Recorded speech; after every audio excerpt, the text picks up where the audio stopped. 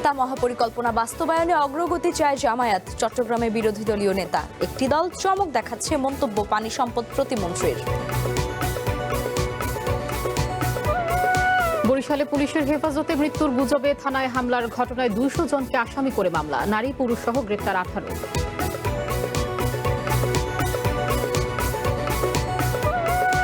টানা তৃতীয় রাতে ইরানের বিভিন্ন এলাকায় দফায় দফায় বিস্ফোরণ। দায় অস্বীকার ওয়াশিংটনের। যুদ্ধ এখনো শেষ হয়নি মন্তব্য নেতানিয়াহুর। এবং ফাইনালে ওঠার লড়াইয়ে ফ্রান্সের প্রতিপক্ষ নির্ধারণে রাতে মাঠে নামছে স্পেন ও বেলজিয়াম। মাঠের বাইরের বিতর্ক গায়ে মাখছে না আর্জেন্টিনা।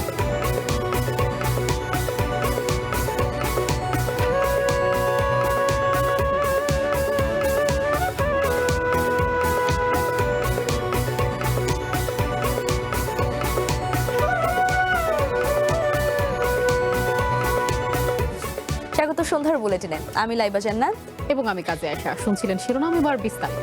টানা বর্ষণ আর উজান থেকে নেমে আসা পাহাড়ি ঢলে কক্সবাজারের চকরিয়া ও পেকুয়ায় ভয়াবহ বন্যা দেখা দিয়েছে। মাতামুহুরী নদীর পানি বিপদসীমার উপর দিয়ে প্রবাহিত হয়। বিভিন্ন স্থানে বেড়িবাঁধ ভেঙে নতুন নতুন এলাকা প্লাবিত হচ্ছে। পানিবন্দী হয়ে পড়েছেন জেলার লাখো মানুষ। এদিকে চকরিয়ায় আশ্রয় কেন্দ্রে যাওয়ার পথে নৌকা ডুবিতে এক কিশোরের মৃত্যু হয়েছে। নদীর পানি বৃদ্ধি অব্যাহত থাকায় চকরিয়া, পেকুয়া ও মাতামুহুরীতে বিস্তীর্ণ জনপদ এখন পানির নিচে। নদীর তীর ও বেড়িবাঁধ ভাঙনে প্রতিদিন নতুন নতুন এলাকা প্লাবিত হচ্ছে। ঘরবাড়ি, রাস্তা ও ফসলি জমি তলিয়ে যাওয়ায় চরম দুর্ভোগে পড়েছেন স্থানীয়রা। অনেক পরিবার আশ্রয় নিয়েছেন উঁচু জায়গা ও আশ্রয় কেন্দ্রে। বেকিন মানে কেন আছে হইলে ফেলে আমরা দূর বাতাসের কারণে বৃষ্টির কারণে আমরা বাড়িতে না গিয়ে গে বাচ্চাকে লইরা আশ্রয় কেন্দ্রে তাই গিয়ে গে আস বলো গাতুয়ারি না দুফিয়াটার কিচ্ছু নাই একলা কালা পানি আস করে হড়া গরসল হড়া কি হড় হন্যে জ্বর বৃষ্টির বন্যার পানি গদুয়ার ভাঙি গিয়ে তার সাথে আমরা আশ্রয় কেন্দ্রের মধ্যে আশ্রয় যেতেছি। সবচেয়ে বেশি দুর্ভোগে পড়েছেন নারী, শিশু ও বৃদ্ধরা। বিশুদ্ধ পানির সংকট, রান্না করা খাবারের অভাব এবং স্যানিটেশন সমস্যায় বাড়ছে ভোগান্তি। গবাদি পশু রাখার জায়গা না থাকায় অনেকেই সেগুলো রাস্তার ওপর বা উঁচু স্থানে বেঁধে রেখেছেন। পানিবন্দী হওয়ায় অধিকাংশ পরিবারের রান্নাবান্নাও প্রায় বন্ধ হয়ে গেছে।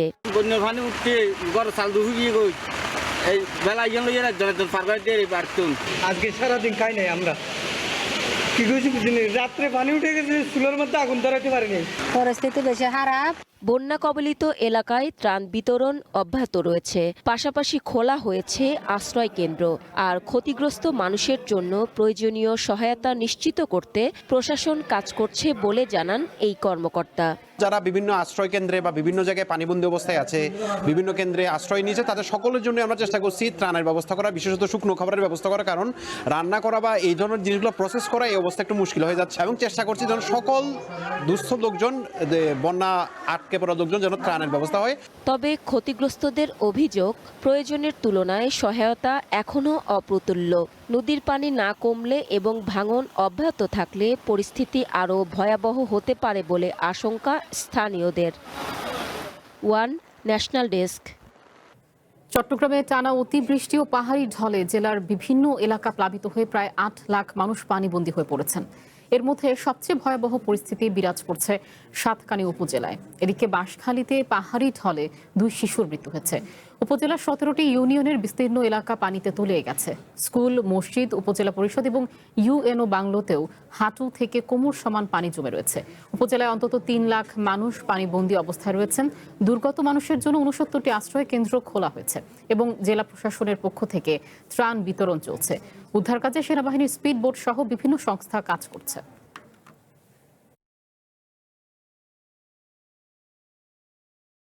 প্রচুর পানি হয়েছে, মানে কি এখনো পর্যন্ত মানে কি ওই আমার আম্মু আব্বু তারা আটকে আছে ওই বাড়িতে, মানে কি বাড়ির মধ্যেও সিনা পানি, ওই এরা ছাদের উপর অবস্থান নিছে। আজকে সকালে একটু করে দেখছি, তাও মানুষ হচ্ছে যে আপনার 100-200 টান পাইছে যে 50 জনে, এরকম অবস্থা এখানে। আমাদের এই পর্যন্ত প্রায় 40 লক্ষ টাকা আমরা এই জেলাতে এই শুকনো খাবার ক্রয়ের জন্য আমরা ইতিমধ্যেই বিতরণ করেছি।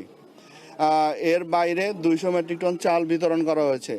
গতকালকে আরও কিছু বরাদ্দ এসেছে, আমরা সেগুলো আজকে আমি যাওয়ার পরে সেগুলো বিতরণ করব।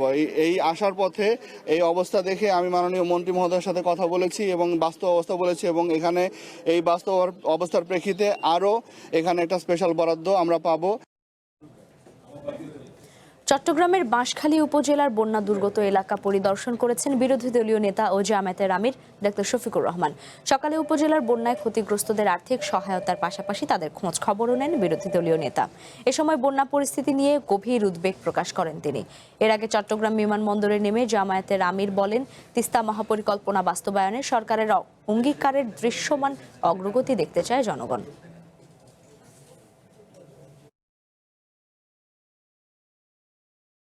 বন্যা ক্ষতিগ্রস্ত এলাকায় যতটুকু পারি আমাদের পক্ষ থেকে দলীয় অবস্থান থেকে আমরা ত্রাণ কার্যক্রম পরিচালনার জন্য আমাদের সংশ্লিষ্ট সকল সংগঠনকে আমরা নির্দেশ দিয়েছি এবং কেন্দ্র থেকে আমরা এটা সমন্বয় করছি। ইতিমধ্যে তিস্তা মহাপরিকল্পনা বাস্তবায়নে আমাদের পক্ষ থেকে জোরালো দাবি উত্থাপন করা হয়েছে এবং সরকারের পক্ষ থেকে এই ব্যাপারে অঙ্গীকার ব্যক্ত করা হয়েছে।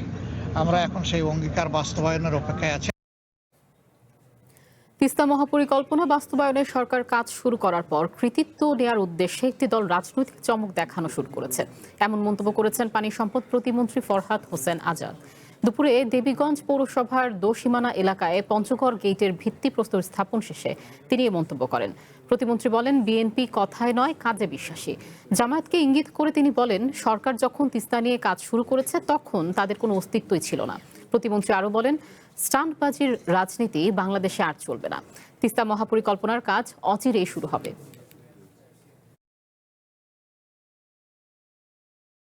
এই যে তিস্তা পরিকল্পনা বাস্তবায়ন হবে, এটার একটা কি বলবো, এটা ক্রেডিট নেওয়ার জন্য তারা এই ধরনের আন্দোলনের কথা বলছেন, যেগুলো বিগত দিনে তাদের মুখে আমরা কখনোই কোনদিন শুনি নাই। এই স্ট্যান্টবাজি রাজনীতি দিন আর বাংলাদেশে চলবে না, কারণ বিএনপি কথায় বিশ্বাস করে না, কাজে বিশ্বাস করে।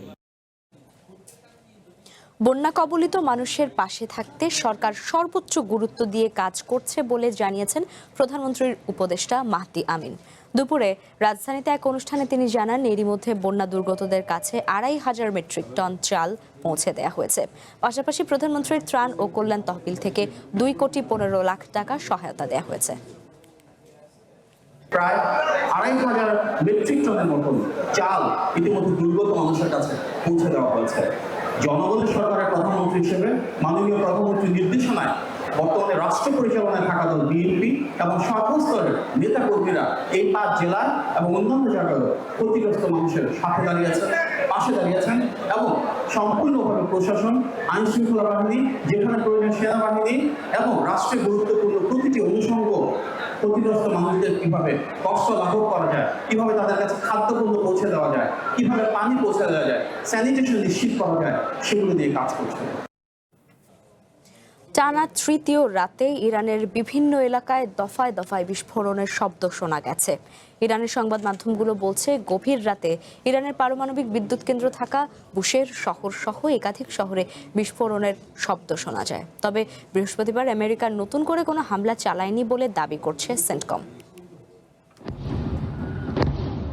ইরানের বিভিন্ন এলাকায় দফায় দফায় বিস্ফোরণের শব্দ শোনা গেছে বলে জানিয়েছে দেশটির আধা সরকারি গণমাধ্যম। তবে নতুন কোনো হামলায় নিজেদের সম্পৃক্ততার কথা অস্বীকার করেছে ওয়াশিংটন।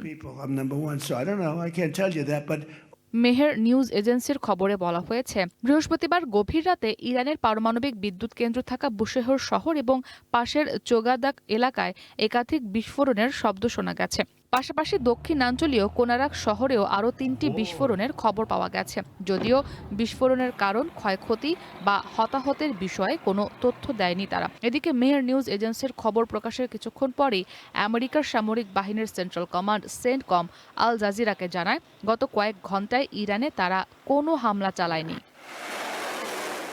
মূলত গত মঙ্গলবার থেকে আমেরিকা ও ইরান পাল্টাপাল্টি হামলা চালিয়ে আসছে। এর মধ্যে কাতার, বাহরাইন ও কুয়েতের সামরিক স্থাপনাতেও হামলা চালিয়েছে তেহরান। এর ফলে জুনের মাঝামাঝি হওয়া যুদ্ধবিরতি চুক্তি আরও চাপে পড়েছে।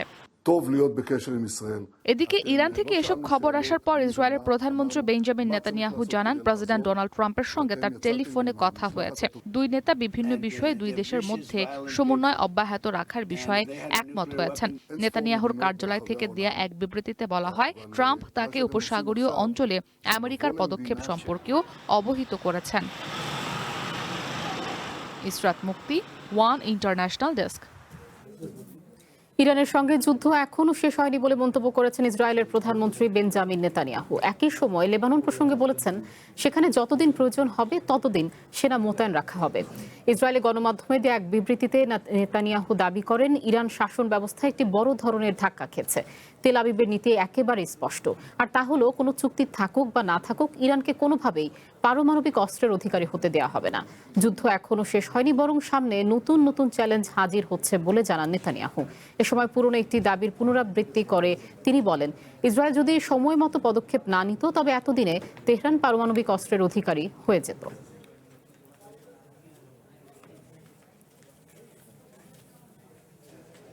ফাইনালে ওঠার লড়াইয়ে কে হবে ফ্রান্সের প্রতিপক্ষ সেই হিসেব মেলাতে রাতে মাঠে নামছে ইউরোপের সুপার পাওয়ার স্পেন ও ডার্ক হর্স বেলজিয়াম। লস অ্যাঞ্জেলেসে ম্যাচটি শুরু হবে রাত 1টায়। এই ম্যাচে ফেভারিট স্পেন, তবে আমেরিকাকে গুঁড়িয়ে দেয়া বেলজিয়ামও ছেড়ে দেওয়ার পাত্র নয়। সব মিলিয়ে জমজমাট লড়াইয়ের আভাস দিচ্ছে আসরের দ্বিতীয় কোয়ার্টার ফাইনাল। বিশ্বকাপের কোয়ার্টার ফাইনালে আজ মুখোমুখি হচ্ছে টুর্নামেন্টের অন্যতম ফেভারিট স্পেন ও বেলজিয়াম। লস অ্যাঞ্জেলেসে অনুষ্ঠিত হতে যাওয়া এই ম্যাচে স্পেনকে এগিয়ে রাখছে অধিকাংশ ফুটবল বিশ্লেষক। দুর্দান্ত ধারাবাহিকতা, সংগঠিত দলগত ফুটবল এবং শক্তিশালী রক্ষণভাগ তাদের অন্যতম বড় শক্তি। শেষ 16তে পর্তুগালকে 1-0 গোলে হারিয়ে কোয়ার্টার ফাইনালে জায়গা করে নিয়েছে স্পেন। অন্যদিকে বেলজিয়াম যুক্তরাষ্ট্রকে 4-1 গোলে উড়িয়ে শেষ 8-এ উঠে এসেছে। ফলে আত্মবিশ্বাস নিয়ে মাঠে নামবে রুডি গার্সিয়ার দল। লুইস দে লা ফুয়েন্তের অধীনে স্পেন দীর্ঘ সময় ধরে অপরাজিত। ইউরো জয়ের পর বিশ্বকাপেও একই ছন্দ ধরে রেখেছে তারা। বল দখলে রেখে প্রতিপক্ষকে চাপে ফেলা, দ্রুত পাসিং এবং সংগঠিত আক্রমণই স্পেনের সবচেয়ে বড় অস্ত্র। একাধিক খেলোয়াড় গোল করার সক্ষমতা রাখায় নির্দিষ্ট কোনো ফুটবলারের উপর তাদের নির্ভর করতে হয় না। অন্যদিকে বেলজিয়ামের ভরসা অভিজ্ঞ গোলরক্ষক থিবো কোর্তোয়া, রোমেরো লুকাকু এবং চার্লস ডি কেটেলারের মতো ফুটবলাররা। ম্যাচের আগে কোর্তোয়া বলেছেন, স্পেন বর্তমান সময়ে অন্যতম সেরা দল হলেও সুযোগ পেলে তা কাজে লাগাতে পারলেই বেলজিয়াম চমক দেখাতে পারে। স্পেনের আক্রমণ ভাগকে ঠেকানোর পাশাপাশি পাল্টা আক্রমণে নিজেদের সাফল্যের সম্ভাবনা দেখছেন। দুই দলের সাম্প্রতিক ফর্ম বিবেচনায় স্পেন কিছুটা এগিয়ে থাকলেও নকআউট ফুটবলে যে কোনো মুহূর্তেই ম্যাচের মোড় ঘুরে যেতে পারে। যুক্তরাষ্ট্রের বিপক্ষে দাপুটে জয়ের পর বেলজিয়ামও বিশ্বাস করছে স্পেনের অপ্রতিরোধ্য যাত্রায় তারাই হতে পারে সবচেয়ে বড় বাধা। Tasnim Ahmed Arnab, one sports desk. মাঠের বাইরের বিতর্ক গায়ে মাখছে না লিওনেল মেসির দল। মিশরের সাথে শেষ ম্যাচে রেফারির সিদ্ধান্ত নিয়ে যখন তোলপাড় ফুটবল বিশ্বে, তখন কানসাসের বিশুদ্ধ বাতাসে নিজেদের প্রস্তুতি সারছে আলবি সেলেস্তেরা। ক্যাম্পের বাইরে ইন্টারনেট দুনিয়ায় পা দেওয়া একেবারেই নিষেধ স্কালোনির শিশুদের। তবে অবসরে প্রতিপক্ষের খেলার ভিডিও দেখে নিজেদের কৌশল ঠিক করছে আর্জেন্টিনা ফুটবল দল। বিশ্ব ব্রহ্মাণ্ড জুড়েই তখন তুমুল শোরগোল, সমালোচনার আগুনে যেন সব পুড়ে ছারখার হওয়ার দশা। কিন্তু সেই উত্তাপের এক বিন্দুও স্পর্শ করতে পারেনি লিওনেল মেসিদের অন্দরমহল। শেষ 16 ম্যাচে রেফারির পক্ষপাতিত্বের অভিযোগ নিয়ে আন্তর্জাতিক সংবাদ মাধ্যমগুলো তখন লাল হরফে হেডলাইন ছাপাচ্ছে। সামাজিক যোগাযোগ মাধ্যমে ঘুরছে শত শত ভিডিও। তবে বাইরের এই তুমুল শোরগোলের প্রবেশাধিকার নেই আর্জেন্টিনার দলের ডেরায়।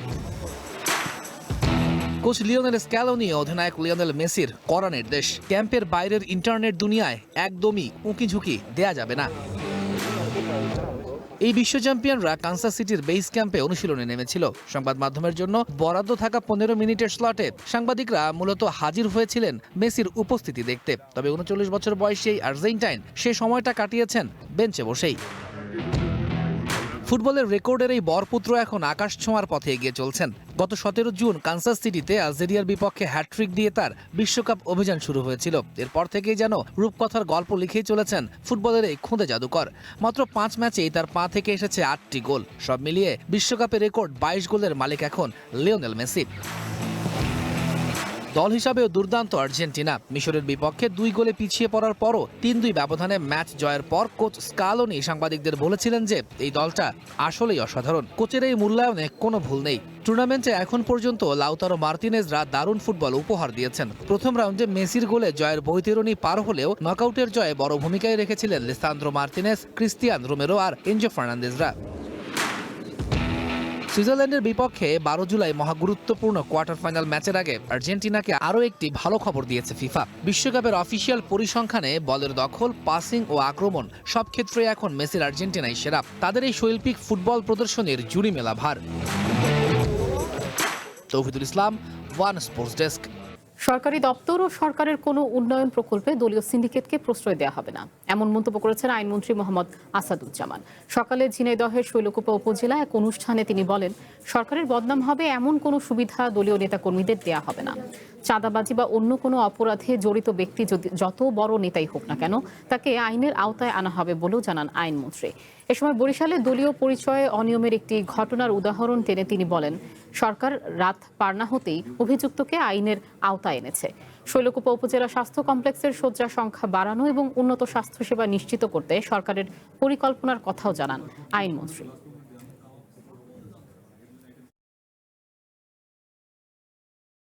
অপরাধী আমাদের কাছে একজন অপরাধী।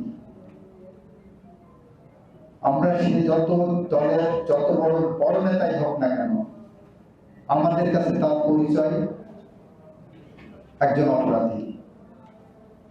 দল করতে হলে শহীদ রাষ্ট্রপতি জিয়াউর রহমানের আদর্শে দল করতে হলে তার জায়গায় কমিটেড থাকতে হবে। কেউ যদি মনে করেন যে আওয়ামী লীগ লুটপাট করেছে, আওয়ামী লীগ এটা করেছে, আওয়ামী লীগ দুর্নীতি করেছে, সুতরাং তার জায়গা খালি হয়েছে, আমি সেই জায়গায় বসে গেলাম, এইটা কিন্তু ভুল ধারণা নিয়ে আপনারা আগামী এরকম একটি ধারণা করবেন না। গণভোটের গণরায় বাস্তবায়ন, তিস্তা মহাপরিকল্পনা বাস্তবায়ন, সীমান্ত হত্যা বন্ধ এবং পুশিন বন্ধ সহ 4 দফা দাবিতে আগামীকাল রংপুরে বিভাগীয় সমাবেশ করবে জামায়াত নেতৃত্বাধীন 11 দলীয় ঐক্য। নগরের জেলা স্কুল মাঠে আয়োজিত এই সমাবেশে জামায়াতের আমির ও জাতীয় সংসদের বিরোধী দলীয় নেতা ডাক্তার শফিকুর রহমান, এনসিপির আহ্বায়ক নাহিদ ইসলাম সহ জোটের কেন্দ্রীয় নেতারা বক্তব্য রাখবেন। সমাবেশকে ঘিরে শেষ মুহূর্তের প্রস্তুতি নিয়ে সংবাদ সম্মেলন করেছেন জামায়াতের রংপুর দিনাজপুর অঞ্চলের পরিচালক আব্দুল হালিম। এ সময়ে রংপুর বিভাগের সংসদ সদস্য সহ 11 দলীয় জোটের স্থানীয় নেতারা উপস্থিত ছিলেন। সবাই সম্মিলিত আসবে। 5 লক্ষ লোকের একটা সমাবেশের মধ্য দিয়ে আমরা দাবি উচ্চারণ করতে চাই, গণভোটের রায় বাস্তবায়ন করতে হবে। না মানলে জনগণ এই অপমান সইবে না। জনগণ রাজপথে এই দাবি আদায় করার জন্য আবার ভূমিকা পালন করবে। রংপুর মেডিকেল কলেজকে বিশ্ববিদ্যালয় মানে উন্নীত করার সহ এখানে আরও অনেকগুলো দাবির কথা আমরা নির্বাচনের ম্যানিফেস্টোতে আমরা বলেছিলাম। আমাদের আমিরে জামাত মাননীয় বিরোধী দলের নেতা এখানকার জন্য অনেক অঙ্গীকার করেছেন। ফাঁসির দণ্ডপ্রাপ্ত আসামি শেখ হাসিনা ভারতে অবস্থান করে যাতে কোনো রাজনৈতিক কর্মসূচির ঘোষণা দিতে না পারেন সে বিষয়ে দিল্লিকে কড়া বার্তা দিতে সরকারের প্রতি আহ্বান জানিয়েছেন এনসিপির আহ্বায়ক ও বিরোধী দলীয় চিফ হুইপ নাহিদ ইসলাম। বিকেলে রাজধানীর কাকরাইলে এক আলোচনা সভায় তিনি অভিযোগ করেন, কার্যক্রম নিষিদ্ধ আওয়ামী লীগকে স্বাভাবিক করার কাজ করছে গণমাধ্যম। নাহিদ বলেন, শেখ হাসিনা দেশে ফিরলেই তার ফাঁসির রায় কার্যকর করা হবে। এদিকে সাবেক তথ্যমন্ত্রী হাসানুল হক ইনুর মামলার রায়ের বিষয়ে নাহিদ বলেন, এই রায় ট্রাইব্যুনালকে প্রশ্নবিদ্ধ করেছে। সংবিধানের ৫৫ সংশোধনী বাতিলের মধ্য দিয়ে তত্ত্বাবধায়ক সরকার ফিরে আসবে ভালো খবর বলেও মন্তব্য করেন নাহিদ ইসলাম। অভিযোগ করেন, বিএনপি তত্ত্বাবধায়ক সরকার ব্যবস্থাকে কুলসিত করছে। শেখ হাসিনার রায় অলরেডি হয়ে গিয়েছে, এখন এটা কার্যকর করতে হবে। শেখ হাসিনা যদি দেশে ফিরে, কেবলমাত্র ফিরবে ফাঁসির রায় কার্যকর হওয়ার জন্য। আওয়ামী লীগ কোনো রাজনৈতিক দল না, এটা একটা ভারতের দিল্লির একটা নিয়ন্ত্রিত একটা দল। ফলে শেখ হাসিনার সিদ্ধান্ত শেখ হাসিনার সিদ্ধান্ত না, দিল্লি থেকে তাকে যতটুকু পারমিট করা হয়, পারমিশন দেওয়া হয়, সে অনুযায়ী সে কথা বলেন। ফলে শেখ হাসিনা আসবেন কি আসবেন না, কিভাবে আসবেন, বিচার হবে কিনা, এটা মূলত দিল্লির সাথে সিদ্ধান্ত। ঢাকার সাথে দিল্লির কূটনৈতিক রাজনৈতিক বোঝাপড়াই উপর এটা নির্ভর করবে। শেখ হাসিনা বা আওয়ামী লীগ তো এখন কোনো রাজনৈতিক দলই। নরসিংদীর মেথিকান্দা রেল স্টেশনে বাক প্রতিবন্ধী বৃদ্ধা ববি বেগমকে হত্যার ঘটনায় জড়িত সন্দেহে 5 জনকে গ্রেপ্তার করেছে র্যাব। বিকেলে র্যাবের ব্রিফিংয়ে জানানো হয়, প্রাথমিক তদন্ত ও জিজ্ঞাসাবাদে গ্রেপ্তারকৃতরা স্বীকার করেছে অর্থ লুট করতে গিয়ে তারা বৃদ্ধাকে মেরে ফেলেছে। গত 5 জুলাই রেল স্টেশনে হামলা ও লুটপাটের শিকার হন বাক প্রতিবন্ধী বৃদ্ধা ববি বেগম। তার মৃত্যুর ঘটনা সোশ্যাল মিডিয়ায় ছড়িয়ে পড়লে শুরু হয় ব্যাপক সমালোচনা। 80 বছর বয়সী বৃদ্ধা ববি বেগম ছিল না বাকশক্তি।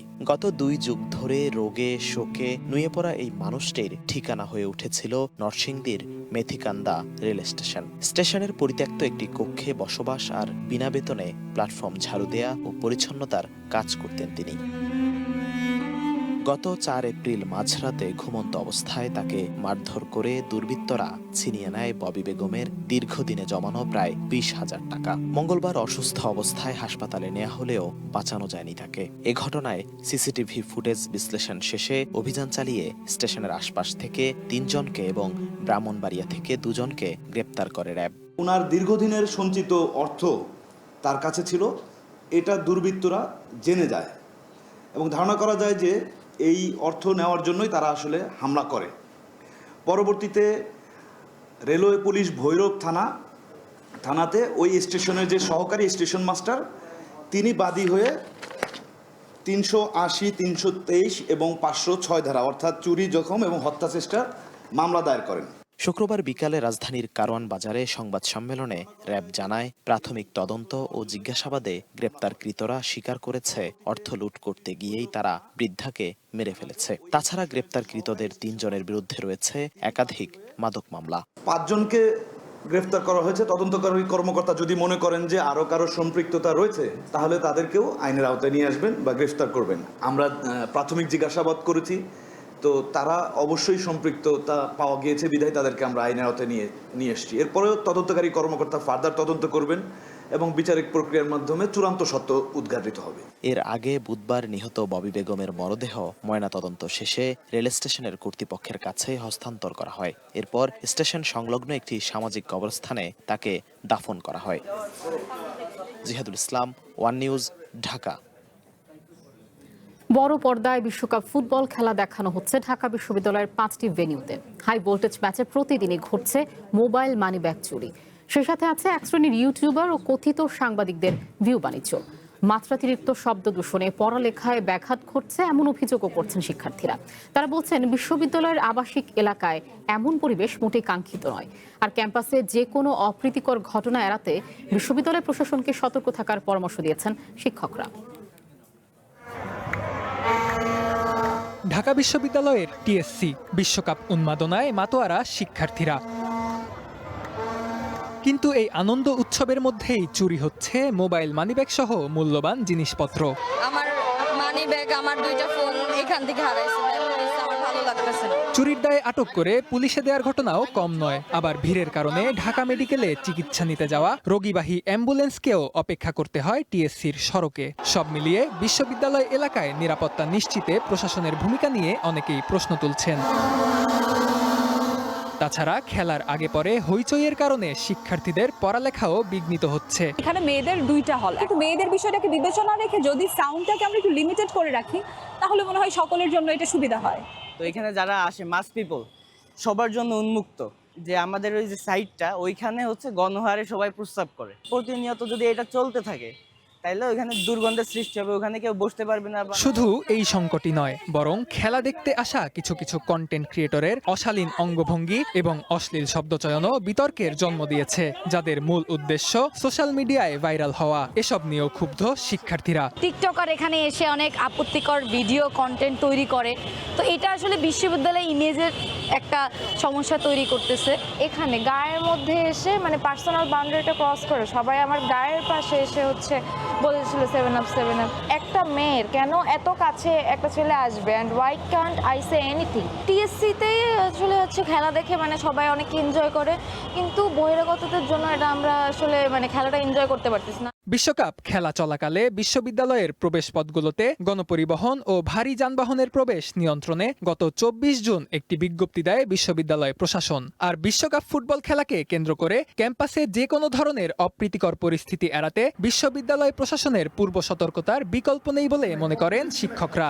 যখন কোনো ম্যাস গ্যাদারিংয়ের ফলে কোনো দুর্ঘটনা ঘটবে তখন ঢাকা বিশ্ববিদ্যালয় কর্তৃপক্ষকেই মানুষ প্রশ্ন তুলবে। উন্নত বিশ্বেও কিন্তু ম্যাস গ্যাদারিংয়ের মাধ্যমে এরকম করে খেলা দেখার ব্যবস্থা করে, যে শিক্ষক শিক্ষার্থীদের যে চাহিদা আছে খেলা দেখার, সেই জায়গাটাকে গুরুত্ব দিয়ে কেন্দ্রীয়ভাবে এবং নিরাপত্তা নিশ্চিত করে খেলা দেখার ব্যবস্থা বিশ্ববিদ্যালয় কর্তৃপক্ষ চাইলে করতে পারে। একটা সময় উল্লেখ করা আছে, কোন সময় এগুলো নিয়ন্ত্রণ থাকবে, সেই সময়গুলো কিন্তু ওই নোটিশে যেভাবে উল্লেখ করা হয়েছে আমরা ঠিক সেভাবেই নিয়ন্ত্রণ করছি।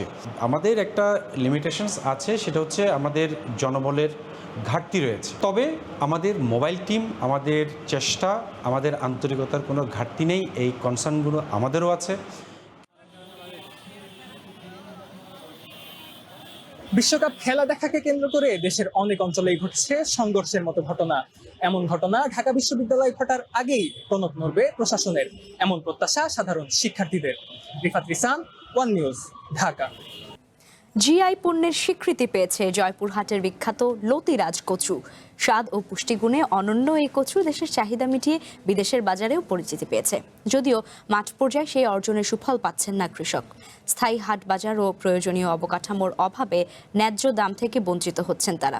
এই অবস্থায় আধুনিক বাজার ব্যবস্থাপনা, সংরক্ষণ সুবিধা এবং সরকারি পৃষ্ঠপোষকতা চান ব্যবসায়ীরা। উত্তরের জেলা জয়পুরহাটের ব্র্যান্ডিং পণ্য লতিরাজ কচু। স্বাদ ও পুষ্টিগুণে অনন্য এই কচু দেশের চাহিদা মিটিয়ে বিদেশের বাজারেও পরিচিতি পেয়েছে। সম্প্রতি জিআই পণ্যের স্বীকৃতি মিললেও মাঠ পর্যায়ে সেই অর্জনের সুফল পাচ্ছে না কৃষক।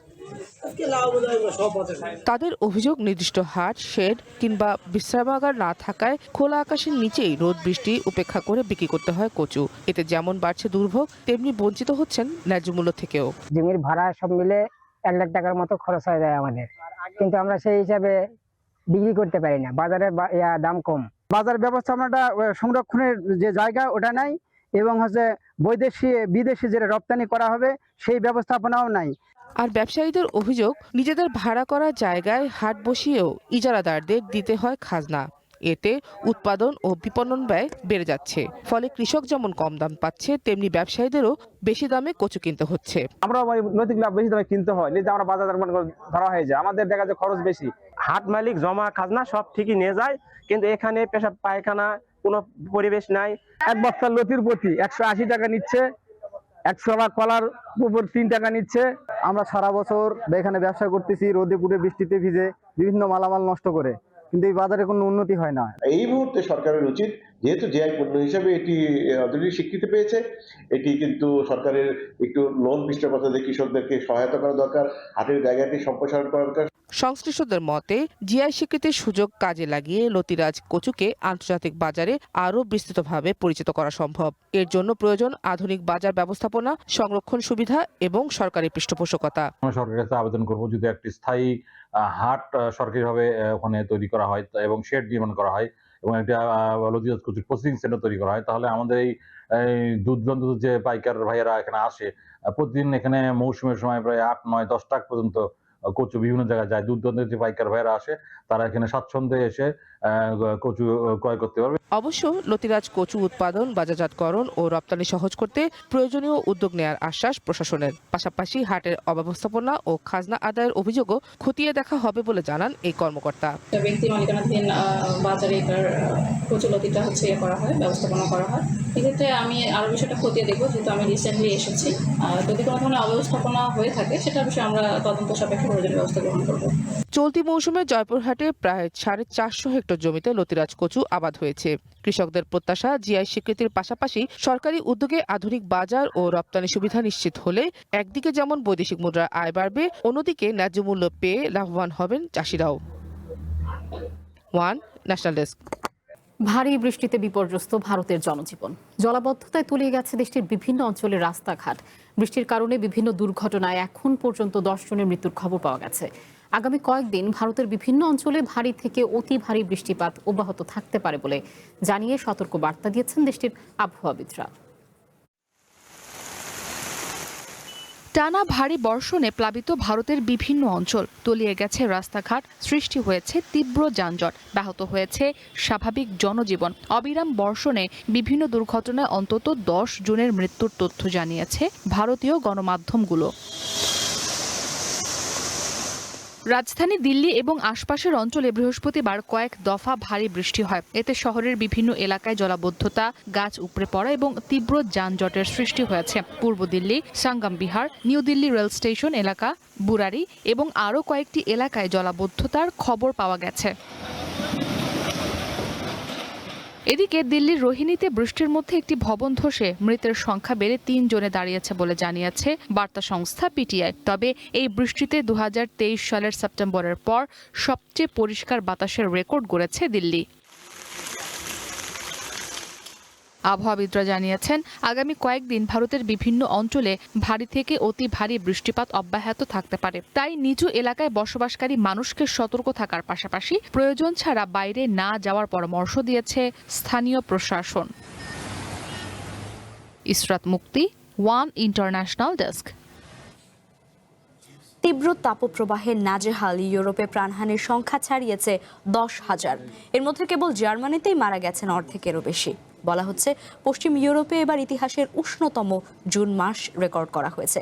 চরম দাবদাহ মোকাবেলায় ইউরোপীয় দেশগুলোকে জরুরি ভিত্তিতে হিট হেলথ অ্যাকশন প্ল্যান বাস্তবায়নের আহ্বান জানিয়েছেন WHO মহাপরিচালক। ইউরোপ জুড়ে চলছে তীব্র তাপপ্রবাহ। অসহনীয় গরমে বিভিন্ন দেশে প্রায় 10,000 মানুষের প্রাণহানি ঘটেছে। এর মধ্যে কেবল জার্মানিতেই মারা গেছেন 5,000-এর বেশি মানুষ।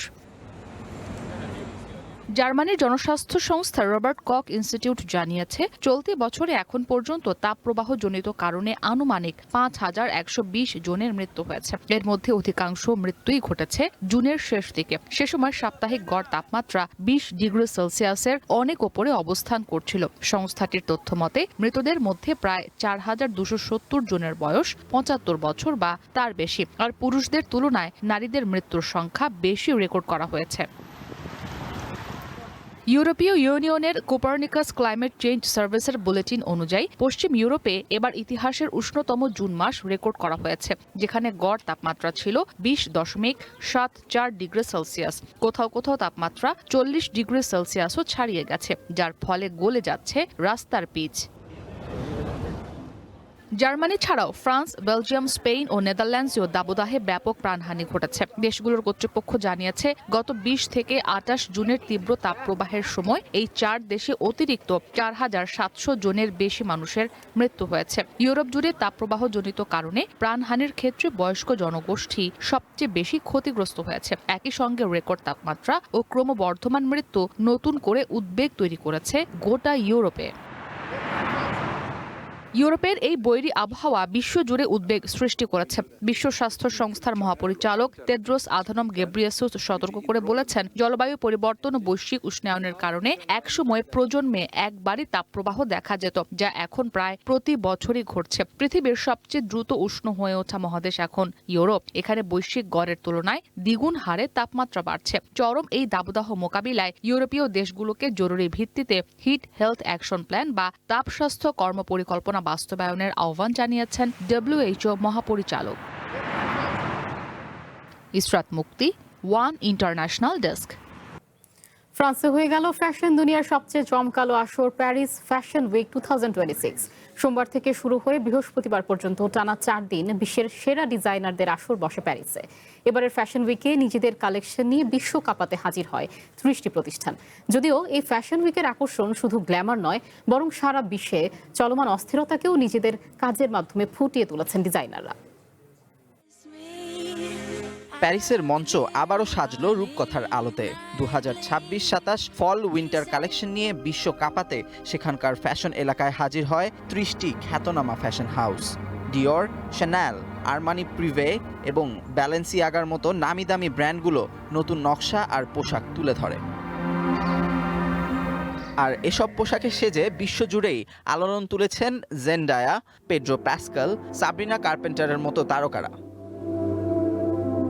কদিন আগেই বিখ্যাত পপস্টার টেইলর সুইফট এবং বিখ্যাত ফুটবলার ট্রাভিস কেলসির বিয়ের পোশাক ডিজাইন করে ফ্যাশন জগতের অন্যতম শীর্ষ ব্র্যান্ড ক্রিশ্চিয়ান ডিওর। সেই সাফল্যের রেশ ধরেই ডিওরের ক্রিয়েটিভ ডিরেক্টর জনাথন অ্যান্ডারসন প্যারিসে শোতে চমৎকার সব গাউন ও হ্যান্ডব্যাগ প্রদর্শন করেন। এদিকে প্যারিস ভিত্তিক ফ্যাশন হাউস শ্যানেল পোশাকে ফুটিয়ে তোলে রূপকথার জগৎকে। পোশাকগুলোতে জ্যাক অ্যান্ড দ্য বিন স্টকের মতো চিরায়ত ক্লাসিক রূপকথার গল্পের আবহ ফুটিয়ে তোলা হয়। প্যারিসের প্যালাজো আরমানির জমকালো ভেন্যুতে আরমানি প্রিভের নতুন উইন্টার কালেকশন প্রদর্শিত হয়। শোতে মডেলরা আবছা আলোতে ফুটিয়ে তোলেন ডাস্কি শেডের চকচকে গাউন এবং ঢিলেঢালা স্যুটের সৌন্দর্য।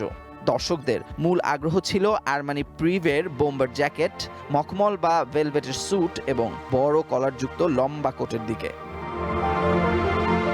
চলতি বছর বৈশ্বিক অস্থিরতা ও অর্থনৈতিক মন্দা থেকে মানুষকে কিছুটা স্বস্তি দিতেই ডিজাইনাররা বেছে নিয়েছিলেন রূপকথা বা এসক্যাপিজমের পথ। ডিজাইনার এলিসাব 1966 সালের বিখ্যাত রাজকীয় মুখোশধারী নৃত্যের আদলে পুরো রানওয়ে সাজান, আর শ্যানেল তাদের সেট সাজায় রূপকথার বাগান দিয়ে। Amanur Rahman, one international desk. শেষ করব ওয়ান বুলেটিন। তার আগে শিরোনামগুলো জানিয়ে দেবো আরো একবার। তিস্তা মহাপরিকল্পনা বাস্তবায়নে অগ্রগতি চায় জামায়াত, চট্টগ্রামে বিরোধী দলীয় নেতা। একটি দল চমক দেখাচ্ছে, মন্তব্য পানি সম্পদ প্রতিমন্ত্রীর। বরিশালে পুলিশের হেফাজতে মৃত্যুর গুজবে থানায় হামলার ঘটনায় 200 জনকে আসামি করে মামলা, নারী পুরুষ সহ গ্রেপ্তার 18।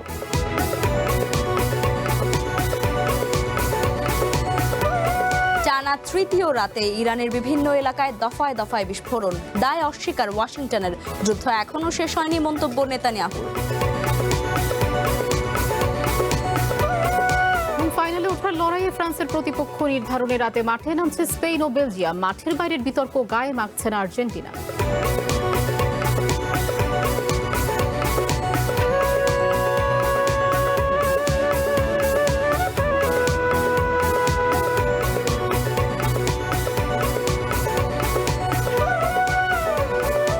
ছিল সন্ধ্যার বুলেটিনে, একটু পরেই দেখবেন খেলার বুলেটিন। চ্যানেল ওয়ানের সঙ্গেই থাকুন, যুক্ত থাকুন আমাদের ফেসবুক পেজ এবং ইউটিউব চ্যানেলে।